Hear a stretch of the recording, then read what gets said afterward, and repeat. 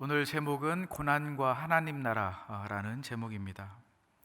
오늘 말씀을 네 개의 대지로 나누어서 말씀을 나누고자 합니다. 첫 번째는 우리 함께 같이 읽겠습니다. 시작. 고난과 영광, 환난과 하나님 나라의 긴밀한 관계. 5절 말씀인데요. 바울은 5절에서 이 환난, 이 고난을 이렇게 정의합니다. 하나님 나라에 합당한 사람이 되게 하시겠다고 작정하신 분명한 표가 고난이다 라고 5절에서 정의하고 있습니다. 바울은 이러한 생각을 사도행전 14장에서도 드러내고 있습니다. 바나바와 함께 복음 전도할 때에 루스드라에서 바울은 이렇게 증언하는데, 사도행전 14장 우리 22절을 함께 같이 읽어보겠습니다. 시작.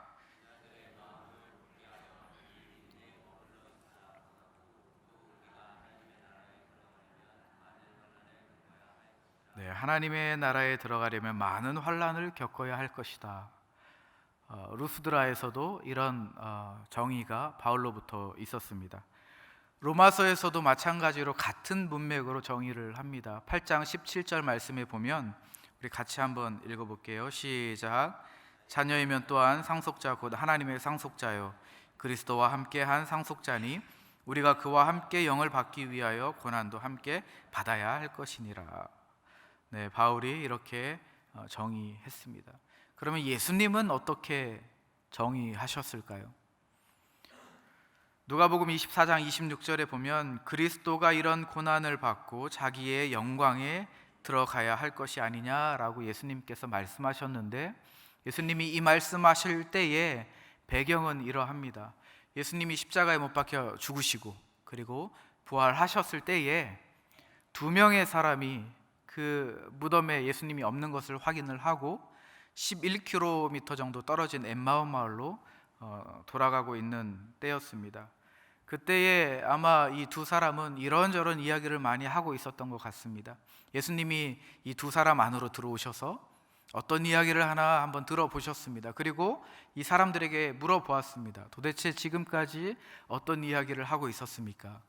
물어볼 때에 이 두 사람 중에 한 사람이었던 글로바라는 사람이 그동안에 자신이 보았던 예수님이 어떠했고 어떻게 예수님께서 십자가에 못 박혀 죽으셨고 그리고 자신들이 기대했던 십자가의 이 예수님, 못 박히신 이 예수님의 모습은 어떠했는지 자세하게 예수님에게 설명해 주었습니다. 그때 예수님께서 이 말씀을 들은 후에 이렇게 이야기하셨죠. 너희들의 당신들의 그러니까 여러분들의 이 머리는 참 둔한 것 같습니다. 머리는 참 둔하고 마음이 참 무딘 사람들인 것 같습니다 라고 말하고, 모세의 책으로부터 예언자의 책까지 자세하게 살펴주셨습니다. 그렇게 살펴주신 다음에 하신 말씀이 바로 누가복음 24장 26절 이 말씀이었습니다. 그리스도가 이러한 고난을 받고, 그러니까 자신에 대해서 이야기하는 거죠. 고난을 받고 자기의 영광에 들어가는 것이 마땅합니다 라고 이야기를 했습니다. 우리가 알 수 있는 것은 무엇이냐면, 모세의 책에서부터 예언자들이 한 말, 그리고 복음서, 서신서까지 고난과 영광, 그리고 환난과 하나님 나라에 대한 긴밀한 연관성을 지속적으로 이야기하고 있었다라는 것입니다. 그것이 이제 구체적으로 드러나는데 어떻게 드러나냐? 두 번째 대지에서 그것이 확인되고 있습니다. 우리 두 번째 대지를 한번 같이 읽어보겠습니다. 시작. 고난을 통해 얻는 하나님 나라의 현재적 표지, 믿음과 인내 그리고 사랑이 자라남. 이것이 고난과 영광 그리고 환난과 하나님 나라라는 긴밀한 연관 가운데 현재적으로 드러나는 삶의 모습이었습니다. 데살로니가 공동체 안에, 교인들 안에 이러한 모습이 드러났다라는 것입니다. 고통이 있었고 환난이 있었지만 영광스러운 부분이 있었고 하나님 나라를 경험하는 일들이 일어났다라는 것입니다. 그런데 3절과 4절 말씀에 보니까 어떻게 그 영광스러운 모습이 일어났냐면 믿음과 인내가 자라났다라고 합니다. 그리고 사랑이 풍성해졌다라고 합니다. 자라났다라고 말하고 있고 풍성해졌다라고 말하고 있는데 두 가지의 핵심 동사가 있습니다. 자라났다라는 것은 나무가 자라는 것입니다. 나무가 자라고 내적으로 유기적으로 성장하는 그 역동적인 그 모습을 드러내고 있는 것이고, 풍성하다라는 것은 홍수가 범람해서 넘쳐서 확대되고 확장되는 이를 가리키는 단어입니다.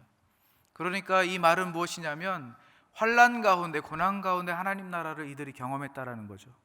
영광스러운 것들을 이들이 현재의 삶 가운데 공동체 안에서 경험했다라는 것입니다. 그 내용이 무엇입니까? 믿음과 인내가 자라났다라는 거죠. 그리고 사랑이 풍성해졌다라는 것입니다. 공동체 안에서 이러한 일들이 일어났다라는 거죠. 데살로니가는 특별히 이 데살로니가 전서 후서를 보면 이 서로라는 단어가 잘 등장합니다. 데살로니가 3장 12절 말씀에 보니까 서로에 대한 사랑이 넘쳐나기를 바란다라고 이야기했고, 서로라는 단어가 들어가 있고, 4장 9절 말씀에 보니까 데살로니가 4장 9절 말씀에 보면 서로 사랑이 하나님의 가르침을 상기시킨다라고 나와 있습니다. 4장 18절의 말씀에도 마찬가지죠. 서로 위로하기를 권한다. 서로라는 단어가 계속 반복되고 있습니다. 5장 11절 말씀에도 마찬가지입니다. 서로 격려하기를 권한다.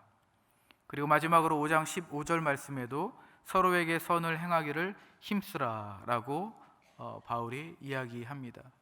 특별하게 이 데살로니가라는 이 교회 안에서 이러한 많은 일들이 일어났고 바울이 그들을 향해서 그렇게 권면하고 있는 것입니다. 왜 그렇게 할까요?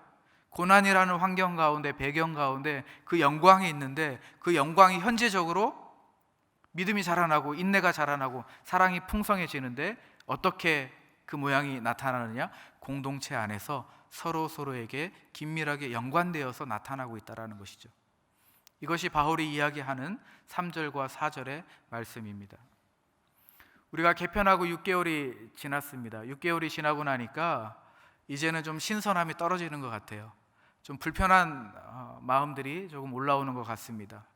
예전에는 보이지 않았던 상대방의 그 완고한 모습들, 고집스러운 모습들, 소통하지 않으려고 하는, 듣지 않으려고 하는 모습들, 그리고 자기중심적인 그러한 상대방의 모습이 보이기 시작하고, 또 분위기 파악 못하는 상대방의 그런 모습이 보이기 시작하는 것 같습니다.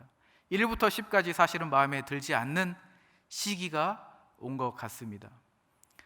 제 마음에 고민이 있습니다. 고민이 뭐냐면, 참 큰 유혹이 뭐냐면 그 관계를 잘라주고 싶은 큰 유혹이 있습니다.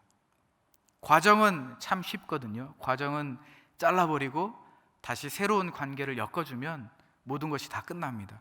그런데 제가 그렇게 할 수 없는 이유가 있었습니다. 제가 청년들을 보면서 참 성숙하고 대단하다라는 깨달음이 있었는데, 이 청년들이 이 관계의 문제를, 어려움을 놓지 않습니다.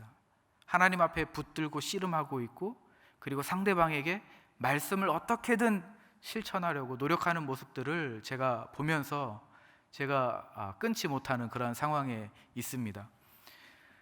상대방이 오지 말라고 소리칩니다. 상대방이 오지 마, 나에게 가까이 오지 마 라고 이야기하는데, 이 한 청년은, 여러 청년이죠, 이 한 청년은 말씀에 나타난 그 사랑을 어떻게든 실천하려고 끝까지 다가갑니다. 상대방은 거절합니다. 그리고 뒤돌아서서 돌아가고 도망칩니다. 그런데 어떻게든 인내하고 거기에서 믿음으로 그 사람에게 신뢰를 주려고 많이 노력을 합니다. 상대방이 모욕감을 줍니다. 모욕스럽게 이야기합니다. 그런데도 내가 어떻게든 용서하려고 노력합니다 라고 눈물을 흘리는 청년들이 참 많이 있습니다. 이런 모습을 보면 참 말씀의 은혜가 있고 말씀에 정말로 특별한 축복이 있다라는 것을 저는 경험하게 됩니다.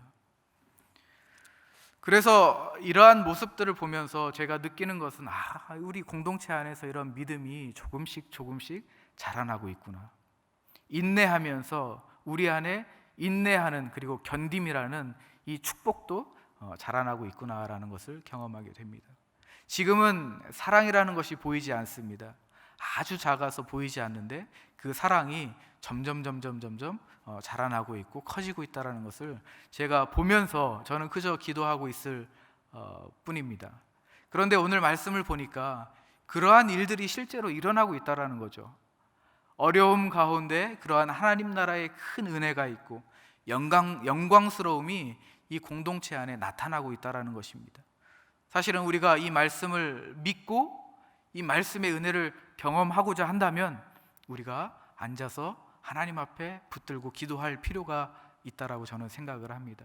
이것이 두 번째 3절과 4절에 나타난 고난을 통해서 얻을 수 있는 영광스러운 현재적 모습입니다. 그러면 세 번째 우리 대지를 한번 같이 읽어보겠습니다. 세 번째입니다. 시작. 고난을 통해서 얻는 하나님 나라의 미래적 표지, 그것은 안식의 약속이 성취되었다라는 것입니다. 6절부터 9절 말씀인데요, 고난을 통해서 우리가 얻을 수 있는 미래의 영광스러운 부분이 뭐냐? 6절에서 9절 말씀을 요약하자면 핍박을 가한 사람들에게는 형벌이 주어지고, 핍박을 고난을 당하던 사람들, 인내하던 참 성도들에게는 하나님의 약속된 안식이 주어질 것이다. 이것이 핵심 요지입니다. 우리는 세 가지를 질문할 수가 있습니다. 첫 번째로, 그러면은 그때가 언제인가? 두 번째, 그때에 누가 형벌을 받을 것인가?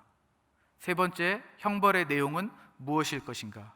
이 세 가지의 질문을 우리가 할 수 있는데, 첫 번째, 그러면 그때는 언제 일어날 것인가? 7절 말씀에 보면 나와 있습니다. 7절 하반절인데요, 주 예수께서 저희의 능력의 천사들과 함께 하늘로부터 불꽃 중에 나타나실 때, 이때에 일어난다라는 거죠. 예수님이 재림하실 때를 말해주고 있는 것입니다. 그러면 두 번째 질문, 그러면 누가 형벌을 받을 수 있겠습니까? 8절 말씀입니다. 하나님을 모르는 자들과 그리고 주 예수의 복음을 복종치 않는 자들에게 형벌이 주어질 것이다 라고 이야기합니다. 그러면 형벌의 내용이 무엇입니까? 라는 세 번째 질문에 대해서는 9절에 나와 있습니다. 그것은 이러한 자들이 주의 얼굴과 그의 힘의 영광을 떠나 영원한 멸망의 형벌을 받으리라. 원문 그대로 해석하자면 주님의 임재로부터 떠나서 영원한 멸망을 받을 것이다 라는 것입니다. 주님과 분리된 상태로 영원히 멸망 속에 거할 것이다. 이것이 형벌의 내용입니다. 우리는 주변에서 이러한 사람들을 많이 보게 됩니다.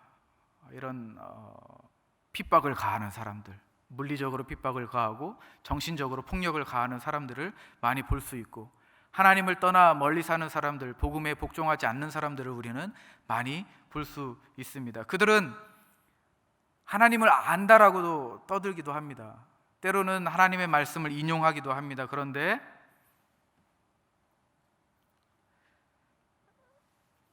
그 사람들은 뻔뻔하게 살아가는 거죠. 하나님하고의 친구 관계라고 이야기하면서 전혀 복음 앞에 복종하지 아니하고 하나님을 모르는 사람처럼 살아간다라는 거죠. 하나님의 말씀을 인용하지만 하나님의 말씀을 실천하지 않는 거죠.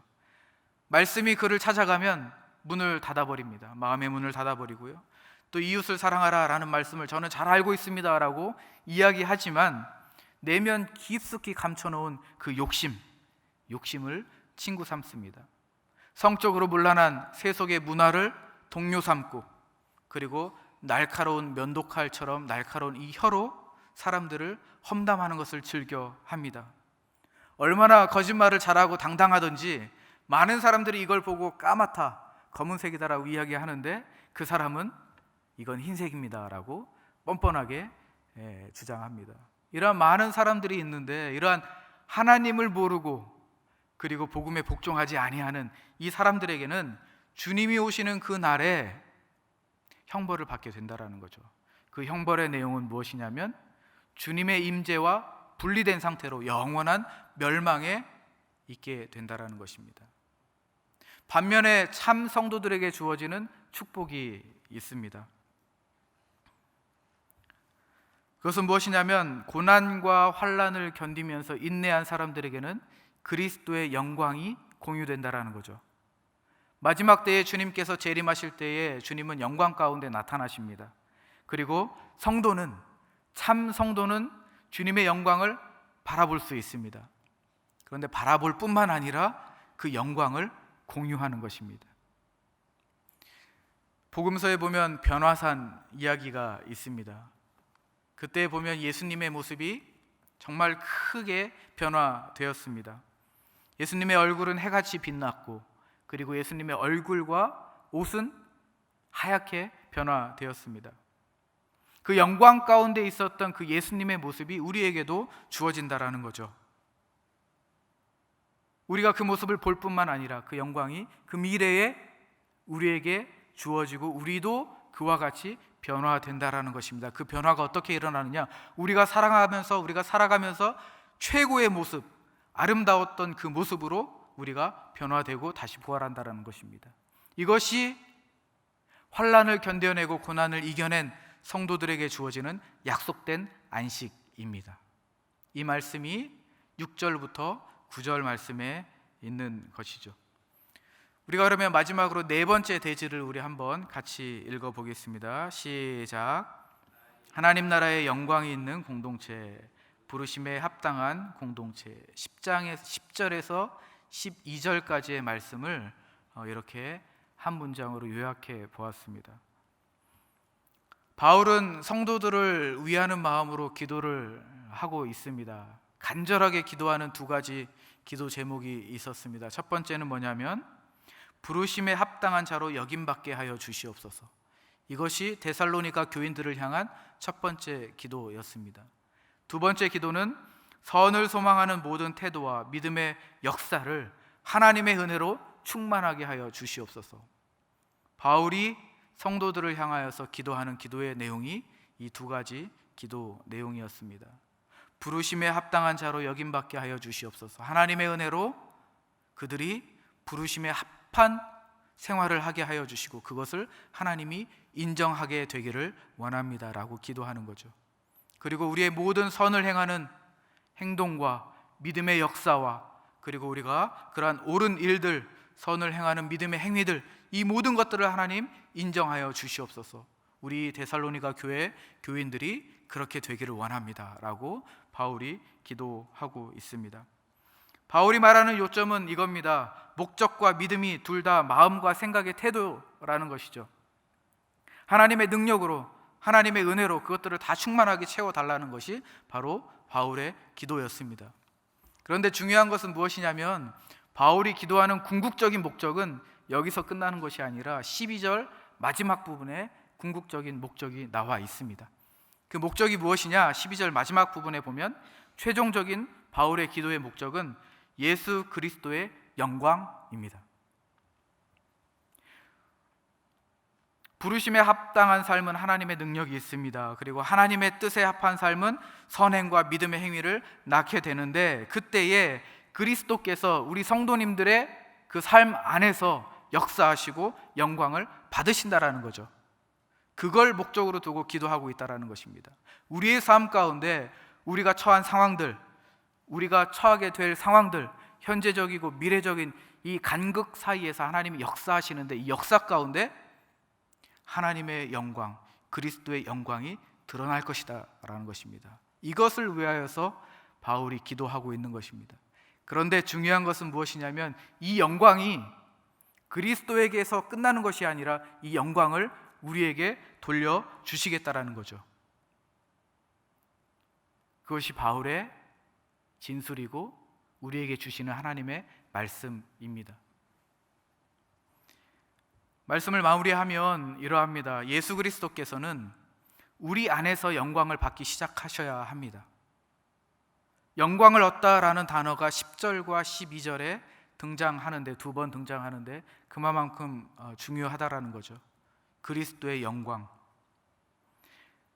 하나님의 백성 안에서 얻으시는 예수님의 영광, 그리고 백성들에게 돌려주시는 그리스도의 영광.